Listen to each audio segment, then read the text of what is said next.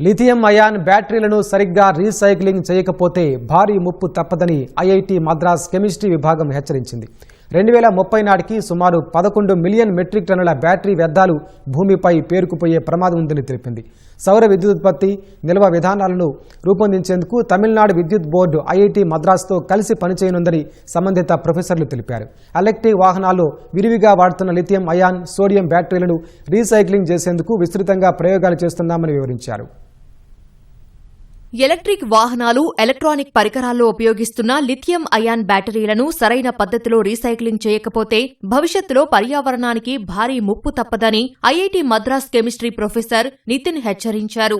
రాబోయే కొద్ది సంవత్సరాల్లో వాడేసిన లిథియం అయాన్ బ్యాటరీలు టన్నులు కొద్దీ వ్యర్థాలుగా మారి పర్యావరణానికి హాని కలిగిస్తాయని ఆయన ఆందోళన వ్యక్తం చేశారు. తాజా అంచనాలు, అధ్యయనాల ప్రకారం 2030 నాటికి ప్రపంచవ్యాప్తంగా 1.1 కోట్ల మెట్రిక్ టన్నుల లిథియం బ్యాటరీ వ్యర్థాలు, 80 లక్షల మెట్రిక్ టన్నుల సోలార్ ప్యానెల్ వ్యర్థాలు పేరుకుపోయే అవకాశముంది. కానీ ప్రస్తుతం ప్రపంచ రీసైక్లింగ్ రేటు కేవలం 5 నుంచి 6% మాత్రమే ఉంది. కాబట్టి వచ్చే 5 ఏళ్లలో రీసైక్లింగ్ ను పూర్తిస్థాయి సామర్థ్యానికి తీసుకెళ్లడం తక్షణ అవసరమని ప్రొఫెసర్ నితిన్ సూచించారు.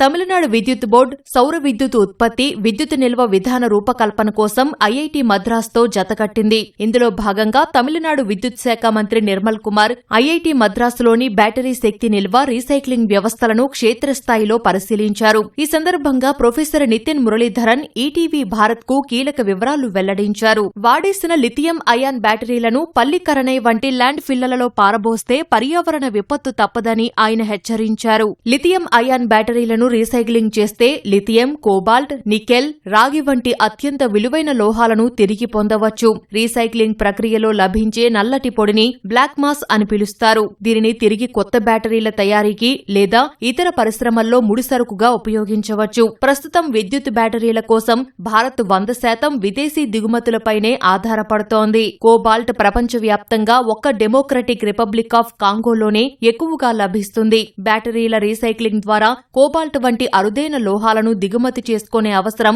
చాలా వరకు తగ్గుతుందని ప్రొఫెసర్ చెప్పారు. E-waste is a big problem. Every circuit board, every computer has e-waste. Every solar panel out there is also considered an electronic waste. All of these have valuable elements locked inside. For example, gold, nickel, cobalt, copper, silver, all of this. All of them have to be extracted. And our goal in this lab, in this facility, which is IIT Madras, is to actually extract them and also try to see if there is value in them, so that can be adopted by industries who can use this as a business model and sell these valuable products, export it or send it outside.